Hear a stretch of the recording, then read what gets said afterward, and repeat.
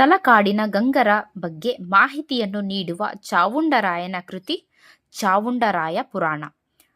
ಚಾಲುಕ್ಯ ಚಕ್ರವರ್ತಿಯಾದ 6ನೇ ವಿಕ್ರಮಾದಿತ್ಯನ ಆಳ್ವಿಕೆಯ ಮೇಲೆ ಬೆಳಕು ಚೆಲ್ಲುವಂತಹ ಕೃತಿ ಬಿಲ್ಹಣ ವಿಕ್ರಮಾಂಕ ಚರಿತೆ. ಬಿಲ್ಹಣ ವಿಕ್ರಮಾಂಕ ದೇವಚರಿತೆ. ತಲಕಾಡಿನ ಗಂಗರ ಬಗ್ಗೆ ಮಾಹಿತಿಯನ್ನು ನೀಡುವ ಚಾವುಂಡರಾಯನ ಕೃತಿ ಚಾವುಂಡರಾಯ ಪುರಾಣ. ಚಾಲುಕ್ಯ ಚಕ್ರವರ್ತಿಯಾದ 6ನೇ ವಿಕ್ರಮಾದಿತ್ಯನ ಆಳ್ವಿಕೆಯ ಮೇಲೆ ಬೆಳಕು ಚೆಲ್ಲುವಂತಹ ಕೃತಿ ಬಿಲ್ಹಣ ವಿಕ್ರಮಾಂಕ ದೇವಚರಿತೆ. ಕನ್ನಡದ ಗಂಡುಗಲಿ ಕುಮಾರರಾಮನನ್ನು ಕುರಿತ ನಂಜುಂಡ ಕವಿಯ ಗ್ರಂಥ ಕುಮಾರರಾಮ ಸಾಂಗತ್ಯ. ಕ್ರಿಸ್ತಶಕ 2ನೇ ಶತಮಾನದಲ್ಲಿ ರಚಿತವಾದ ಕನ್ನಡದ ವಿಚಾರವಿರುವ ಪ್ರಸಿದ್ಧ ತಮಿಳು ವ್ಯಾಕರಣ ಗ್ರಂಥ ಶಿಲಪ್ಪದಿಗಾರಂ. ಕ್ರಿಸ್ತಶಕ 11ನೇ ಶತಮಾನದ ಚಂದೋನುಶಾಸನದ ಕರ್ತೃ ಜಯಕೀರ್ತಿ. ಬೇಲೂರಿನ ಹಲ್ಮಿಡಿ ಶಾಸನವು ಒಂದು ದಾನ ಶಾಸನ.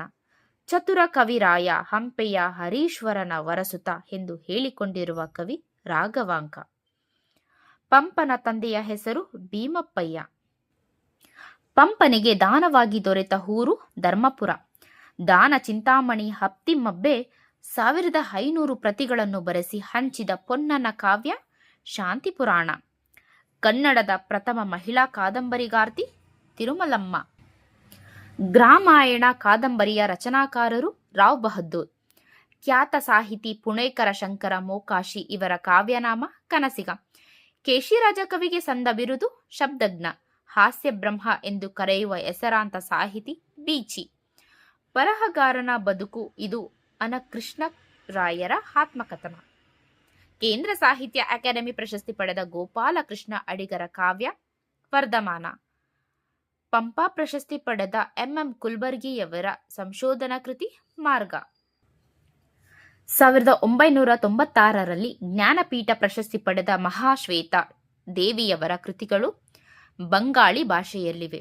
ಕನ್ನಡದ ನುಡಿ ಪತ್ರಿಕೆಯ ಸಂಪಾದಕರಾಗಿದ್ದ ಖ್ಯಾತ ಸಾಹಿತಿ ನ ಕೃಷ್ಣರಾಯರು. ಸಪ್ತತಾಳದಲ್ಲಿ ಒಂದೊಂದು ತಾಳದಲ್ಲಿ ಹಾಡಬರುವ ಚಿಕ್ಕ ಪ್ರಬಂಧಗಳನ್ನು ಏನೆಂದು ಕರೆಯುತ್ತಾರೆ ಸುಳಾದಿಗಳು. ದಿವ್ಯ ಸೂರಿಚರಿತೆ ಇದು ಚಿಕ್ಕುಪಾಧ್ಯಾಯರ ಶ್ರೇಷ್ಠ ಕೃತಿ. ನಾಯಿಗುತ್ತಿ ಪಾತ್ರವಿರುವ ಕುವೆಂಪುರವರ ಪ್ರಸಿದ್ಧ ಕಾದಂಬರಿ ಮಲೆಗಳಲ್ಲಿ ಮದುಮಗಳು. ಬೆಟ್ಟಕ್ಕೆ ಚಳಿಯಾದರೆ ಏನ ಹೊದಿಸುವಿರಯ್ಯ ಇದು ಯಾವ ವಚನಕಾರನ ಹೇಳಿಕೆ? ಹಲ್ಲಮ್ಮ ಪ್ರಭು. ಶಿವಕವಿ ಎಂದು ಕರೆಸಿಕೊಂಡಿರುವ ಕವಿ ಹರಿಹರ. ಕುಲವ್ಯಾವುದೋ ಸತ್ಯ ಸುಖವುಳ್ಳ ಮನುಜಗೆ ಈ ಮಾತನ್ನು ಹೇಳಿರುವ ಕೀರ್ತನಕಾರರು ಕನಕದಾಸರು. ಗೋಕರ್ಣದ ಗೌಡಶಾನಿ ಈ ಪ್ರಸಿದ್ಧ ನಾಟಕದ ಕರ್ತೃ ಚಂದ್ರಶೇಖರ ಪಾಟೀಲ. ಚಲನಚಿತ್ರವಾಗಿರುವ ಡಾಕ್ಟರ್ SL ಭೈರಪ್ಪನವರ ಕಾದಂಬರಿ ಮತದಾನ. ನೀರಿಗೆ ನೈದಿಲೆ ಶೃಂಗಾರ ಇದು ಯಾರ ಕಥಾ ಸಂಕಲನ? ಡಾಕ್ಟರ್ ಅನುಪಮಾ ನಿರಂಜನ. ಗಿಳಿವಿಂಡು ಈ ಕವನ ಸಂಕಲನದ ಕರ್ತೃ ಶ್ರೀ ಗೋವಿಂದ ಪೈ. ದೊಡ್ಡರಂಗೇಗೌಡರ ಕಾವ್ಯನಾಮ ಮನುಜ. ಪ್ರಸಿದ್ಧ ಕೀರ್ತನಕಾರರಾದ ಕನಕದಾಸರ ಕೀರ್ತನೆಗಳ ಅಂಕಿತ ಕಾಗಿನೆಲೆಯಾದಿಕೇಶವ. ಕೇಂದ್ರ ಸಾಹಿತ್ಯ ಅಕಾಡೆಮಿಯ ಚುನಾಯಿತ ಅಧ್ಯಕ್ಷರಾದ ಮೊದಲ ಕನ್ನಡಿಗ UR ಅನಂತಮೂರ್ತಿ. ಕೇಂದ್ರ ಸಾಹಿತ್ಯ ಅಕಾಡೆಮಿ ಪ್ರಶಸ್ತಿ ಪಡೆದಿರುವ ಹುರಿಯ ನಾಲಿಗೆ ಕೃತಿಯ ಲೇಖಕರು ಕೀರ್ತಿನಾಥ ಕುರ್ತಕೋಟಿ. ಪಂಪ ಪ್ರಶಸ್ತಿ ಪಡೆದ KS ನರಸಿಂಹಸ್ವಾಮಿಯವರ ಕೃತಿ ದುಂಡು ಮಲ್ಲಿಗೆ. 1915ರಲ್ಲಿ ಬೆಂಗಳೂರಿನಲ್ಲಿ ನಡೆದ ಮೊದಲ ಕನ್ನಡ ಸಾಹಿತ್ಯ ಸಮ್ಮೇಳನದ ಅಧ್ಯಕ್ಷರಾಗಿದ್ದವರು HV ನಂಜುಂಡಯ್ಯ. ಹಾಳು ಹಂಪೆಯನ್ನು ಕುರಿತು ಬರೆದಿರುವ MR ಶ್ರೀಯವರ ನಾಟಕ ನಾಗರಿಕ. ಅಕ್ಕಮಹಾದೇವಿಯು ರಗಳೆ ರೂಪದಲ್ಲಿ ರಚಿಸಿರುವ ಕೃತಿ ಯೋಗಾಂಗ ತ್ರಿವಿಧಿ. ಗೋವಿಂದ ಪೈರವರ ಗೋಲ್ಗೋತಾ ಖಂಡ ಕಾವ್ಯದ ನಾಯಕ ಏಸುಕ್ರಿಸ್ತ. ಪ್ರಬಂಧ ಕ್ಷೇತ್ರದಲ್ಲಿ ಮಹತ್ತರವಾದ ಸಾಧನೆ ಮಾಡಿರುವ ಪ್ರಬಂಧಕಾರರು AS ಮೂರ್ತಿರಾವ್. ಚೆತ್ತಾಣ ಬೆದಂಡೆ ಈ ಪದಗಳ ಉಲ್ಲೇಖ ಮೊದಲಿಗೆ ಎಲ್ಲಿ ಕಂಡು ಬಂದಿರುತ್ತದೆ? ಕವಿರಾಜ ಮಾರ್ಗ. ಜೈನರ ಕಾಶಿ ಶ್ರವಣ ಬೆಳಗೊಳ.